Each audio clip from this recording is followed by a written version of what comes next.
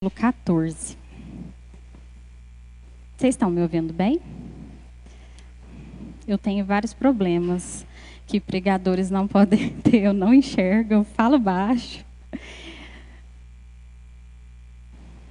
Ezequiel 14, eu vou ler do 1 ao 11. Diz assim: Então, alguns dos líderes de Israel me visitaram, e enquanto estavam sentados comigo, recebi esta mensagem do Senhor: Filho do homem, esses homens levantaram ídolos em seu coração e seguem coisas que os farão cair em pecado. Por que eu ouviria os pedidos deles? Por isso diga-lhes: assim diz o Senhor soberano: o povo de Israel levanta ídolos em seu coração e cai em pecado, e depois vai consultar um profeta. Portanto, eu, o Senhor, lhe darei o tipo de resposta que sua grande idolatria merece. Farei isso para conquistar o coração de todo o meu povo, que se afastou de mim para seguir ídolos. Portanto, diga ao povo de Israel: assim diz o Senhor soberano: arrependam-se e afastem-se de seus ídolos, parem de cometer pecados detestáveis. Pois eu, o Senhor, responderei a todos, tanto israelitas como estrangeiros, que se afastam de mim, levantam ídolos em seu coração e, desse modo, caem em pecado, e depois procuram um profeta para me consultar. Eu me voltarei contra essas pessoas e farei delas um exemplo ao eliminá-las do meio de meu povo. Então vocês saberão que eu sou o Senhor. E se um profeta é enganado e levado a transmitir uma mensagem, é porque eu, o Senhor, o enganei. Levantarei minha mão contra esses profetas e os eliminarei do meio de Israel. Tanto os falsos profetas como os que buscam a orientação deles serão castigados por seus pecados. Assim, o povo de Israel aprenderá a não se desviar mais de mim, nem se contaminar com todos os seus pecados. Eles serão o meu povo, e eu serei o seu Deus. Eu, o Senhor, soberano, falei. Amém? Deus, eu quero, Senhor, te agradecer por estar, Senhor, na tua casa. Pai, que o Senhor possa falar, Senhor, aos nossos corações, que o teu Espírito Santo, Senhor, possa falar a nós. Abra, Pai, o nosso coração, a nossa mente, para que nós possamos aprender de Ti, Pai. É o que eu te peço e oro em nome de Jesus. Amém. Amém? Ju, pode pôr para mim. Eu fiz alguns slides, mas só para a gente se orientar, tá? Tem coisas que eu acho que a gente não vai conseguir ver muito bem. Pode passar, Ju. Eu vou dividir hoje, nós vamos falar sobre idolatria do coração. E aí eu vou dividir em 3 tópicos, que são a definição da idolatria, a origem da idolatria e quais os efeitos dela, tá? Então nós vamos dividir aí nesses 3 pontos.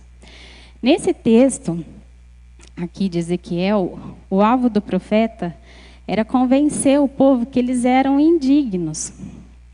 Eles constituíram ídolos em seus corações e procuravam o profeta para saber o que Deus ia falar. E Deus falou que não ia falar. E se um profeta falasse, era o Senhor enganando eles.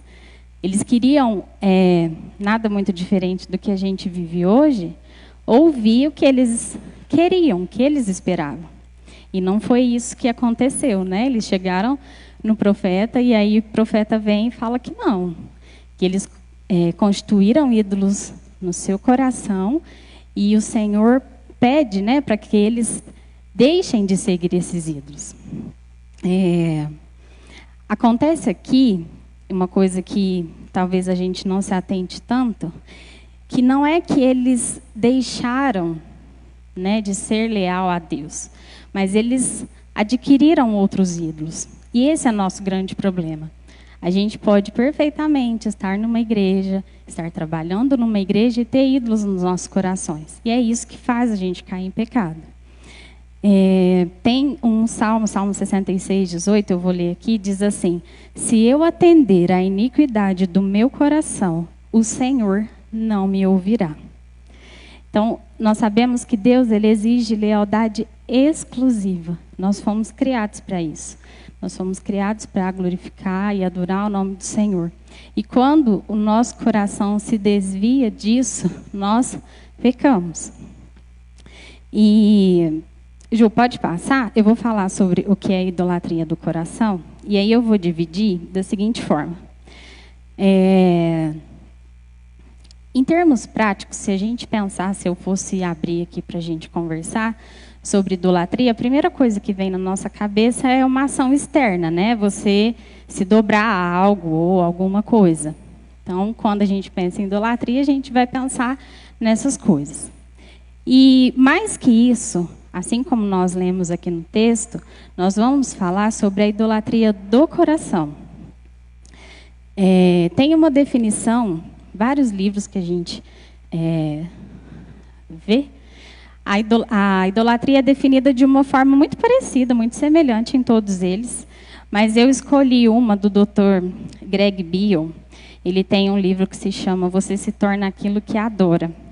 E a definição dele, ele faz baseada na definição, ele acrescenta, né, na verdade, a definição de Martinho Lutero no Catecismo Maior.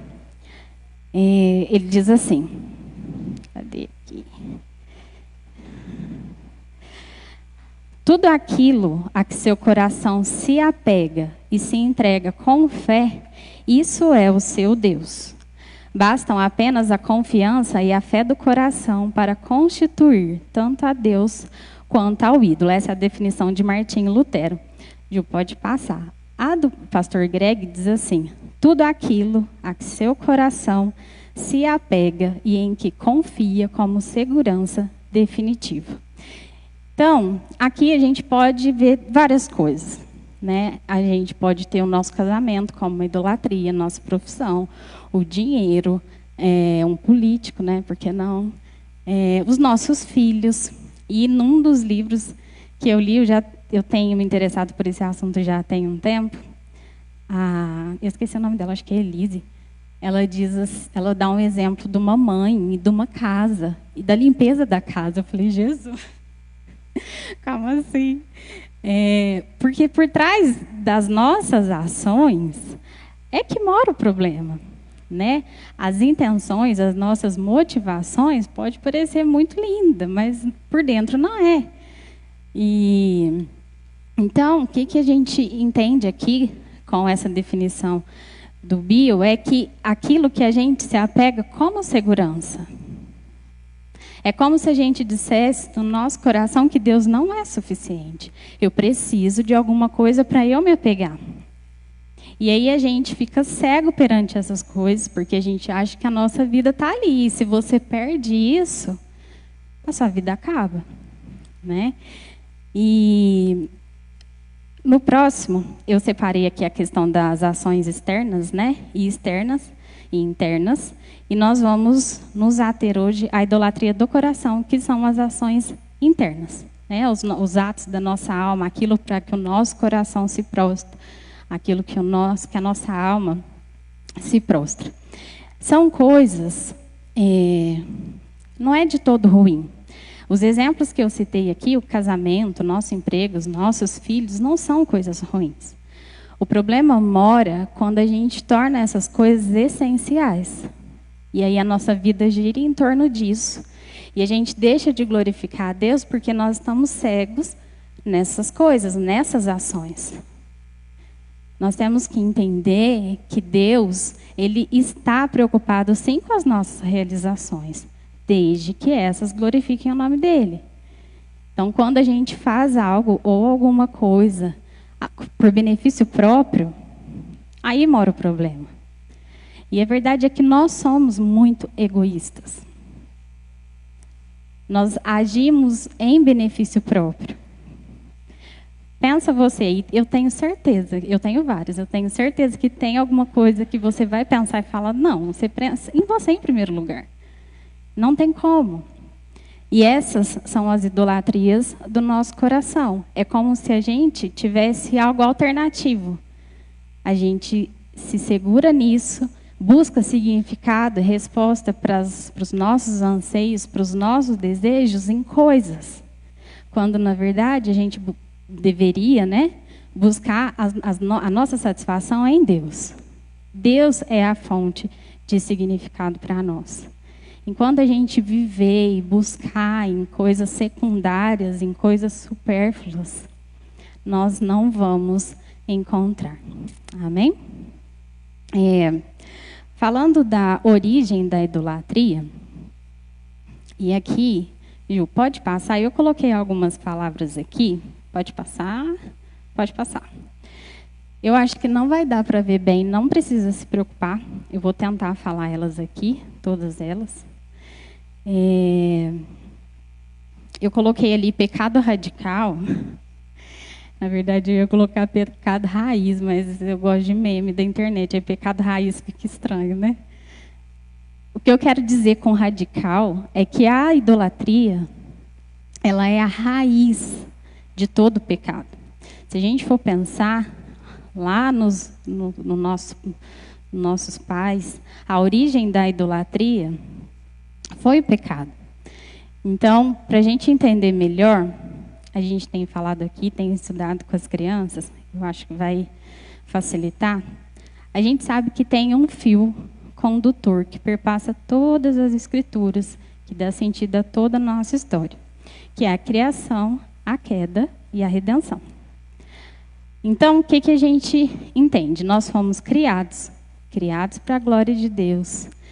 E nós pecamos. Quando nós pecamos, nós nos tornamos inimigos de Deus. E aí, a partir de Gênesis 3,15, Deus diz que ele começa, né, a conduzir o seu plano de redenção.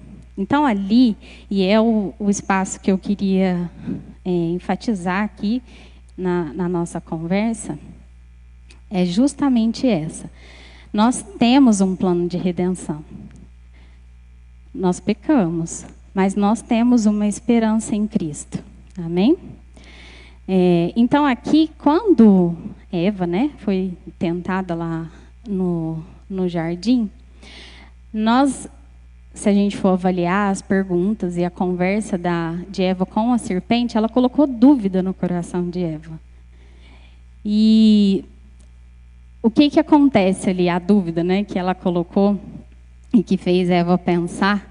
A vontade dela falou mais alto. Ela conhecia, ela sabia qual era o que Deus tinha falado. E a serpente distorce ali o que ela fala. Mas o que chama a atenção de Eva é conhecer o bem e o mal. E aqui, a forma que nós agimos desde então é como seres autônomos de Deus. Autonomia, em termos práticos, quer dizer que é aquele que estabelece as próprias leis. Então, eu não quero seguir o que Deus está falando. Eu quero seguir aquilo que eu quero. Eu sou a minha própria lei. Né? E uma outra coisa que acontece lá, e que não é muito diferente dos nossos dias, é a questão do relativismo. Né? A Eva, a serpente, eles relativizaram a palavra de Deus. Era claro a ordem de Deus. Mas o que a gente faz? A gente vai avaliar aquilo e vai responder de uma forma que nos satisfaz.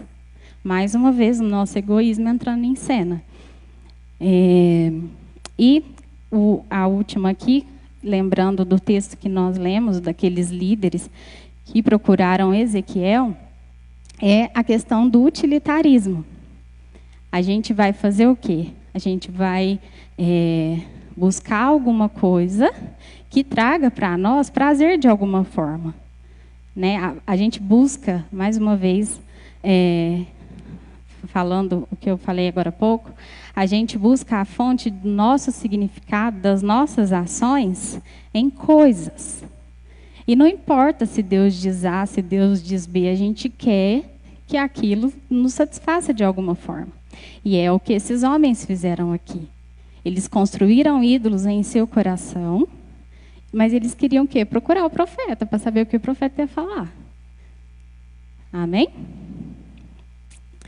Passando aqui, eu gosto muito de filme.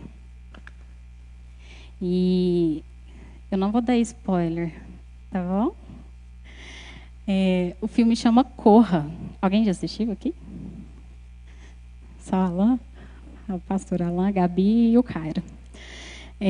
Tem uma cena nesse filme, o momento que ela acontece, ainda não dá para entender muito o que está acontecendo, mas acontece, né, ocorre essa cena com uma das empregadas da casa, e é uma cena que eu acho que eu nunca vou esquecer na minha vida.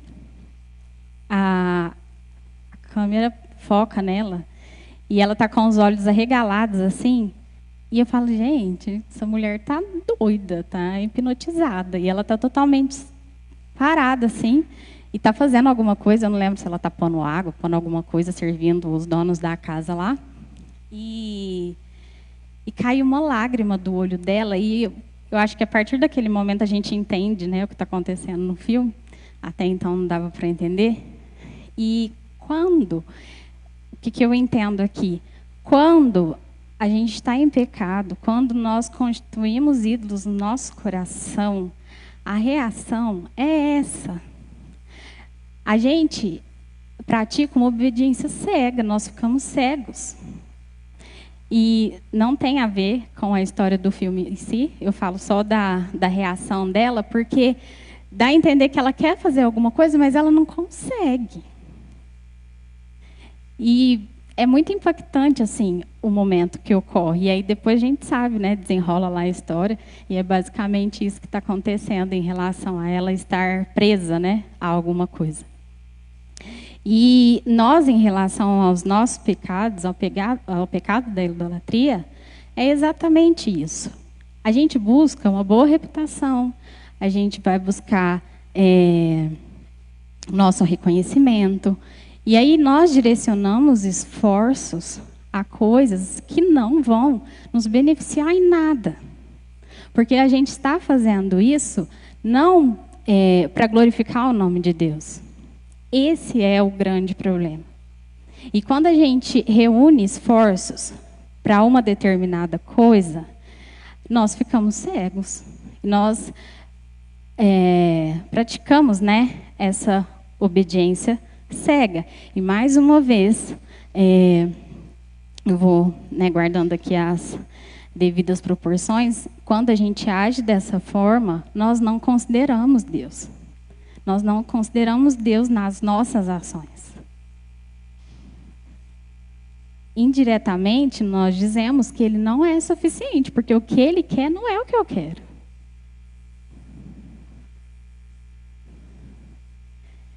E aí, a gente, mais uma vez, foca, né, naquilo que é benefício para nós. E nos tornamos autônomos.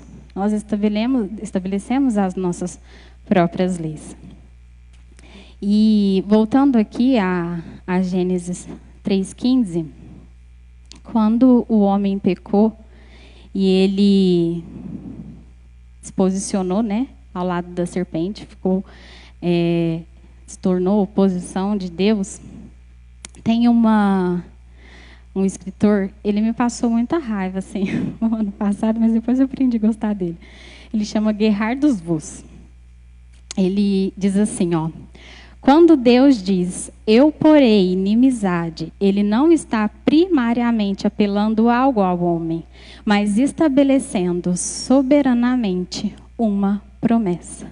Nós temos uma promessa que Deus fez para nós, que se cumpre em Cristo Jesus. E aí o que acontece? No jardim, Eva, quando pecou, o homem se tornou inimigo de Deus, ficou em oposição a Deus. E a promessa que nós temos é que Deus ali, Ele estabelece uma guerra. Quando Ele diz, eu porém inimizade, Ele coloca inimizade, Ele estabelece aquilo ali e acabou. Se a gente for pensar em uma guerra, e eu não vou citar um caso concreto, porque eu não, né, melhor não. Quando a gente fala em guerra, Pensa comigo, nós temos uma nação que, junto com outra nação, guerreia contra uma terceira nação. Essas duas nações são o quê? Aliados, certo? Então, aqui, para a gente entender e ficar claro para nós, quando Deus estabelece ali no jardim que Ele vai estabelecer inimizade entre a serpente e a semente da mulher, Ele está estabelecendo uma guerra. E qual que é a função, né? Como que o homem deveria se comportar dali? Ele deveria se juntar a Deus nessa guerra. E aqui, gente, é muito importante. Tem uma coisa que Deus tem falado muito no meu coração. Não existe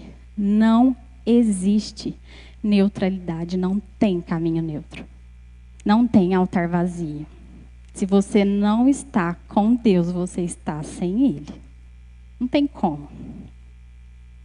Não tem como. E aqui, ele diz assim, ó, se Deus é aquele que faz guerra contra Satanás, o homem, ao se juntar nessa luta, torna-se claramente o aliado de Deus. Então, se nessa guerra que Deus estabeleceu lá em Gênesis 3,15, se nós não estamos como aliados de Deus, nós somos inimigos de Deus. E passando, né, por todo o assunto aqui, nós sabemos que é em Cristo, somente em Cristo que nós vamos encontrar a solução para nós. O nosso resgate foi feito por meio de Cristo na cruz. E aqui, pode passar, Ju, ele faz uma definição lá, ele diz assim, o ponto é que Deus não salva indivíduos meramente, mas Ele salva a semente da mulher. Deus traria vitória contra a serpente do meio da raça humana. A fé poderia descansar nisso. A nossa fé só tem um lugar que ela pode descansar. É por meio da obra de Cristo na cruz. Não tem outro meio, não tem outra solução. Amém?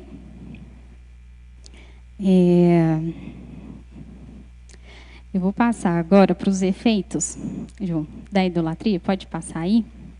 Então, só recapitulando aqui, nós falamos da idolatria, né? Como ações internas e ações externas. A origem dela, que se deu por meio do pecado.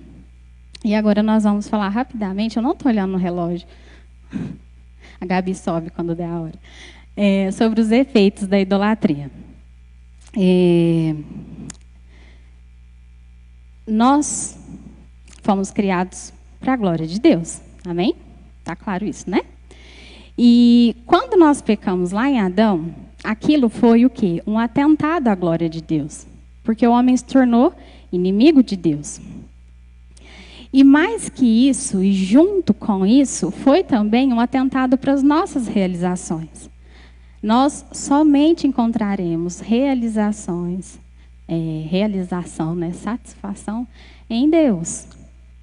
E aí, nesse momento, quando Eva peca, né? O Adão peca ali no jardim, a gente coloca isso em xeque.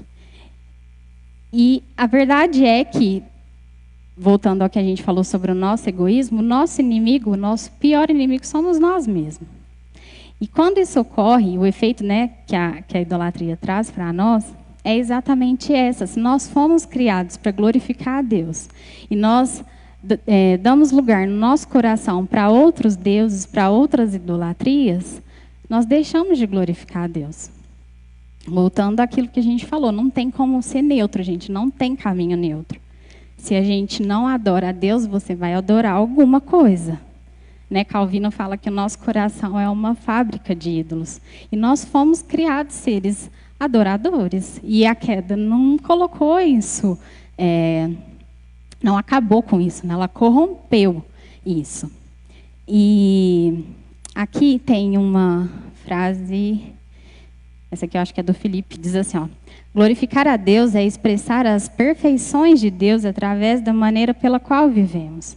É viver de tal modo que as virtudes de Deus resplandeçam através de nós e possam ser percebidas através de nós.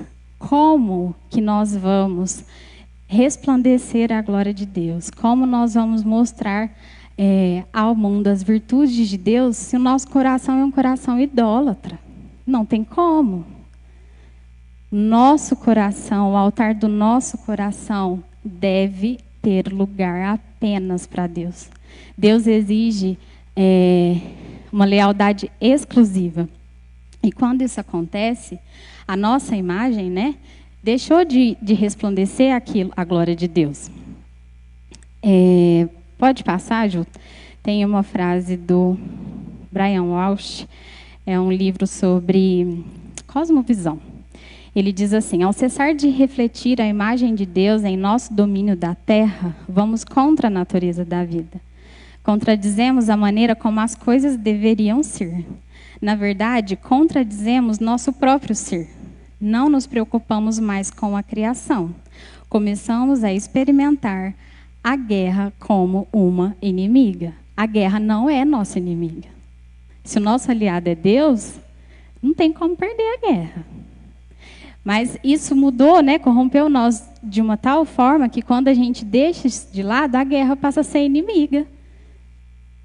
A promessa que Deus fez lá no começo de que Ele colocaria, né, que Ele estabeleceria inimizade entre a serpente, entre a semente da mulher, deixa de ser uma promessa de vida para ser uma maldição. A gente entende aquilo como se fosse inimigo nosso.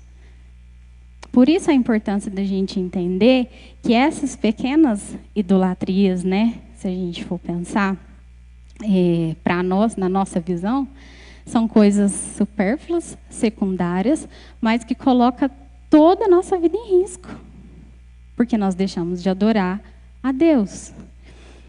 E, mais uma vez, eu reforço aqui a questão dos altares vazios. Não existem altares vazios. Saia daqui com isso no seu coração. Não tem como. E, para frente, na próxima semana, a gente vai falar sobre como discernir isso e como enfrentar isso. Tá? Então, não vai ficar faltando nada aí, não. Para concluir, mais uma vez eu quero reiterar a questão de Cristo e de Eva. No jardim, Eva obedeceu, ela deu ouvidos à voz da serpente. Então, isso me faz pensar que existe uma voz a ser obedecida. Eva sabia o que tinha que fazer. E entre as duas vozes, ela preferiu ouvir a voz da serpente. Tem uma voz a ser obedecida e é a voz de Deus.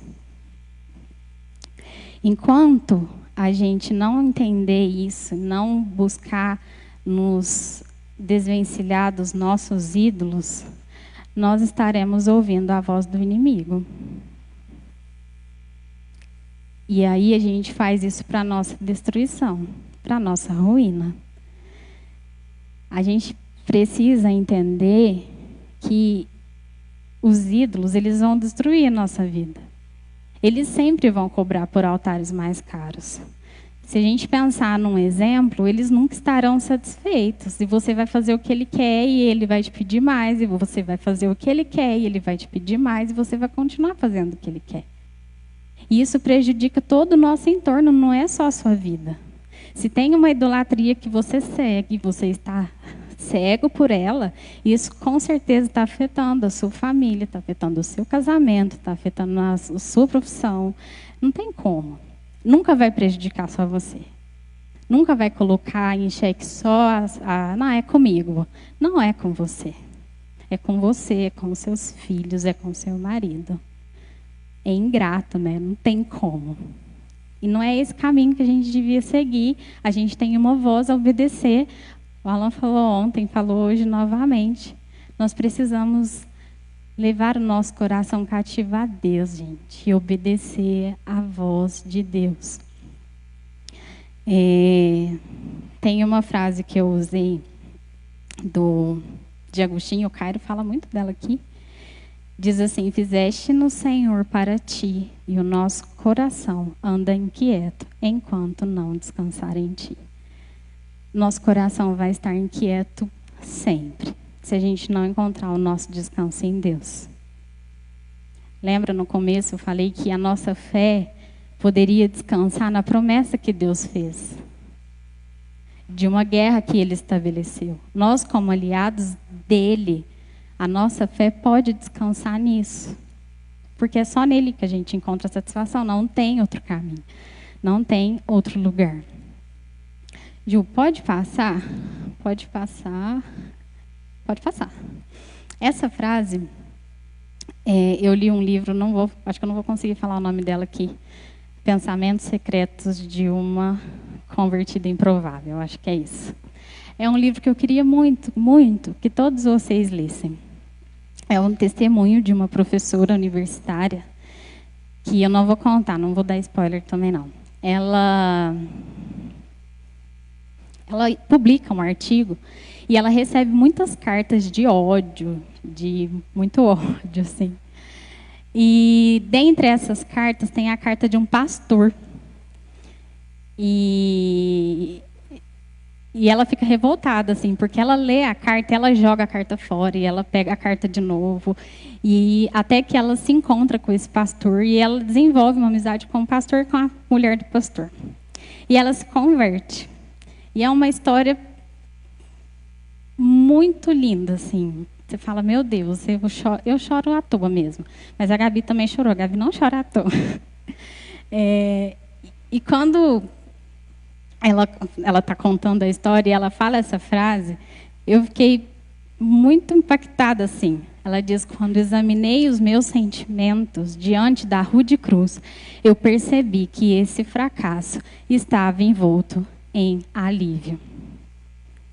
Quando a gente pegar todos esses cacos, né, nossos, e a gente levar isso para a cruz, a gente vai entender que toda a nossa miséria, que todo o nosso fracasso está envolto em alívio.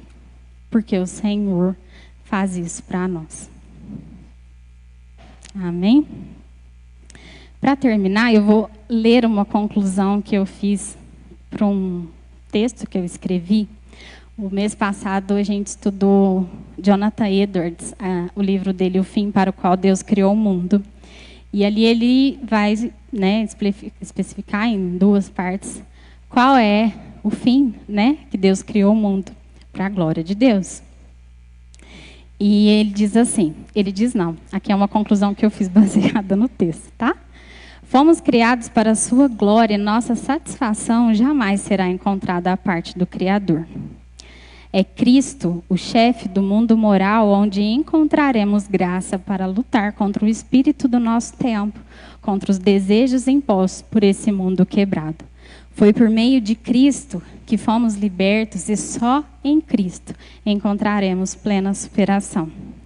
Só encontraremos significado, sentido e objetivo à nossa existência a partir do próprio Deus. Tudo que a gente procura a parte de Deus não prevalece, não permanece, não nos satisfaz. Ele é a fonte de significado. É Ele quem nos orienta. É sobre Ele quem o indivíduo constrói sua vida e como as sociedades constroem seus ideais. Se a gente retira isso, o nosso horizonte de significado é reduzido àquilo que a gente julga capaz de fazer.